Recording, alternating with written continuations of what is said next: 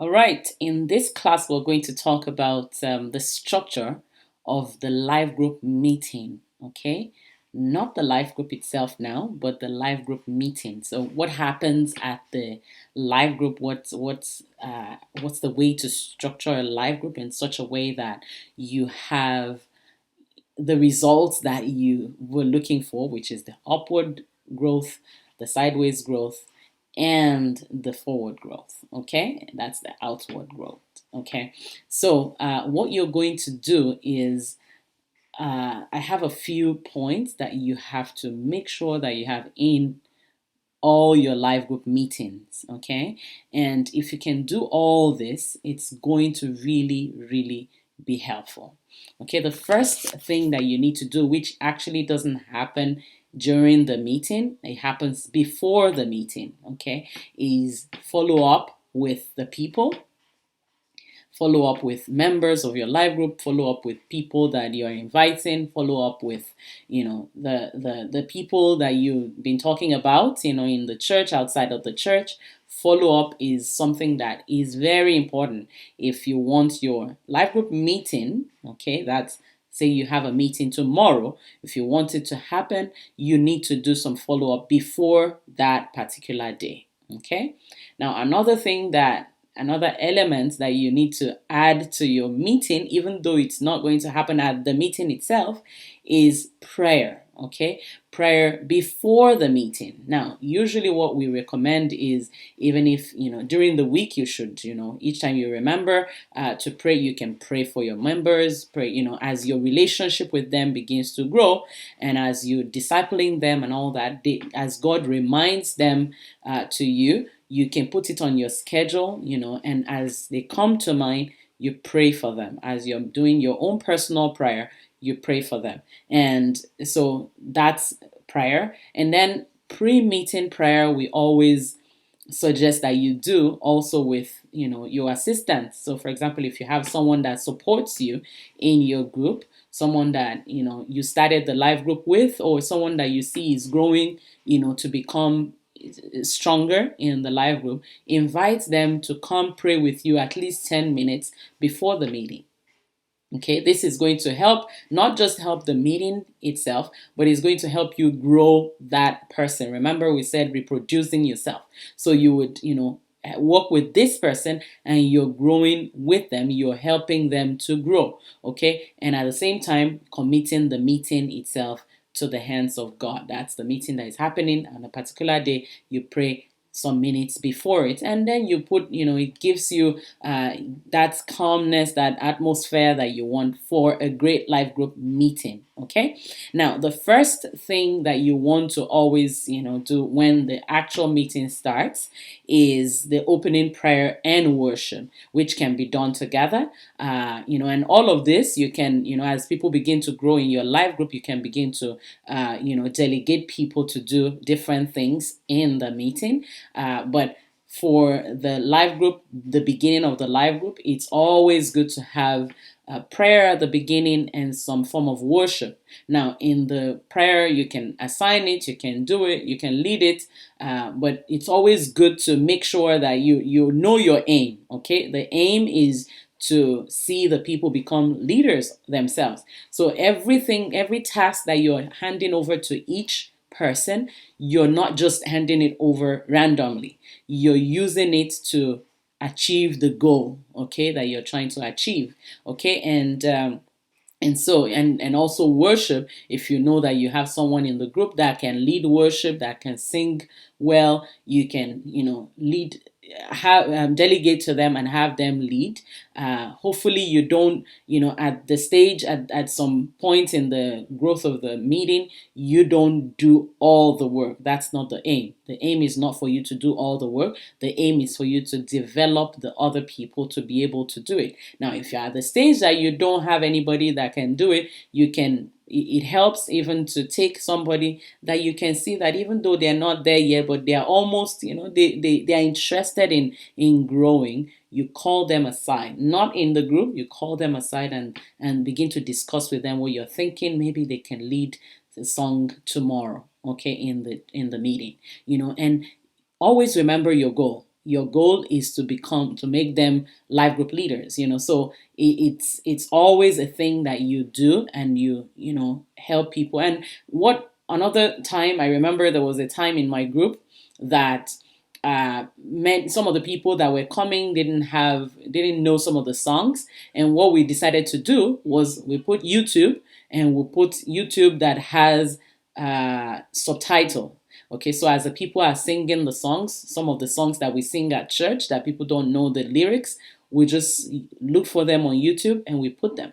I've heard of some other groups that would take like a playlist, or some they would do like just song arrangements in their radio, Christian radio or something. They just put it, and that's what they use for worship. If whether you don't have the person that can lead a worship, or you just feel like you want to enjoy good quality music, why not?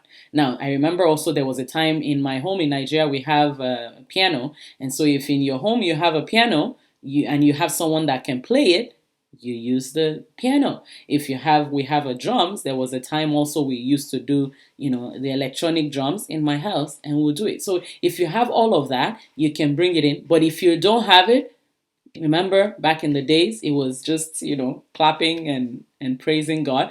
The aim is not to have the good quality, like best concert like worship, but to have a wonderful time. Remember why we're doing the singing and the songs and the prayer is the upward growth. That's worship. Okay. So remember to do that. Now, the next thing on the agenda that you must not miss is the icebreaker.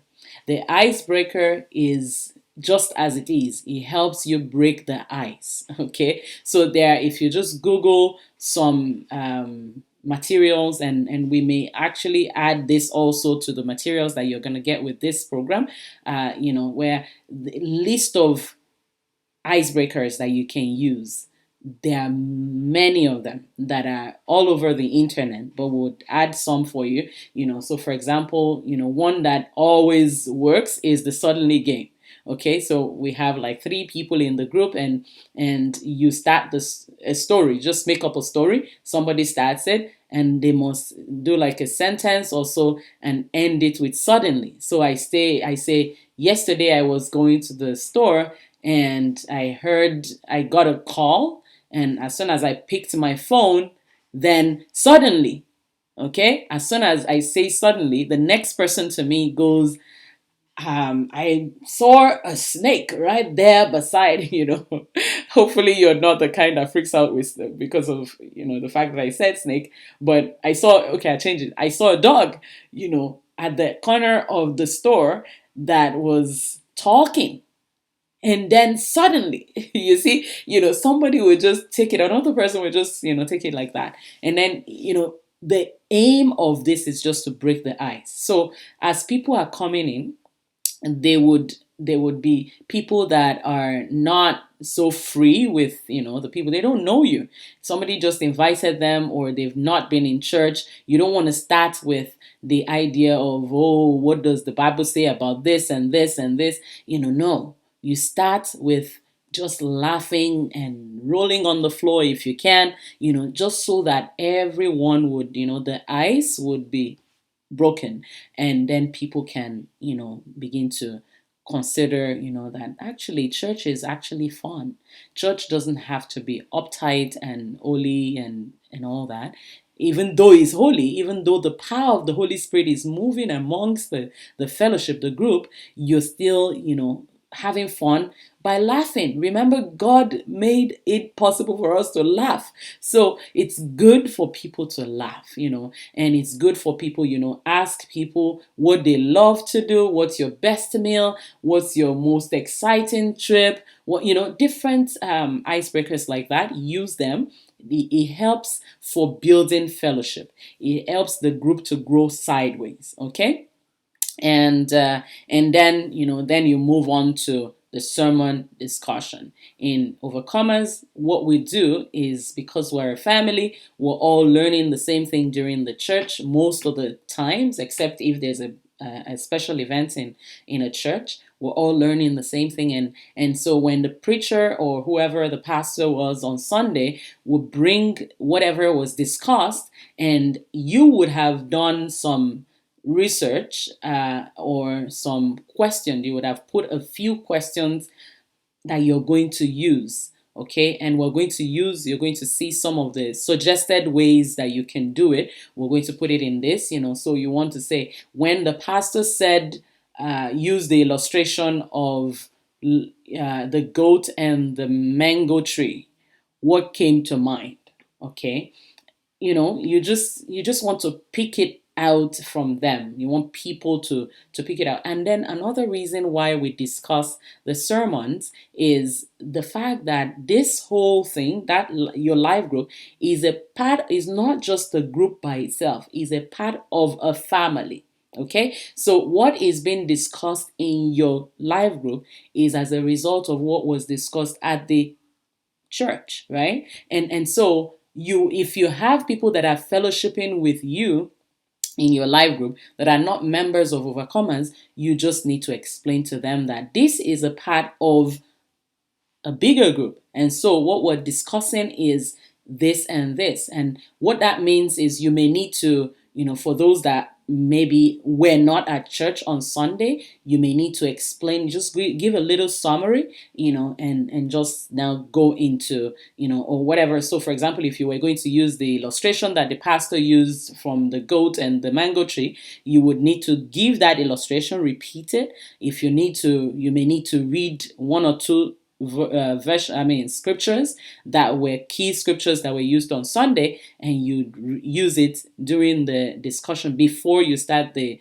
question and answer. And the aim is not, as we do the facilitating of the group, the aim is not, to get the right or wrong answer, and the aim is not to teach the people. The aim is to hear the people. Is like a feedback place, where as it's just like a family dinner table.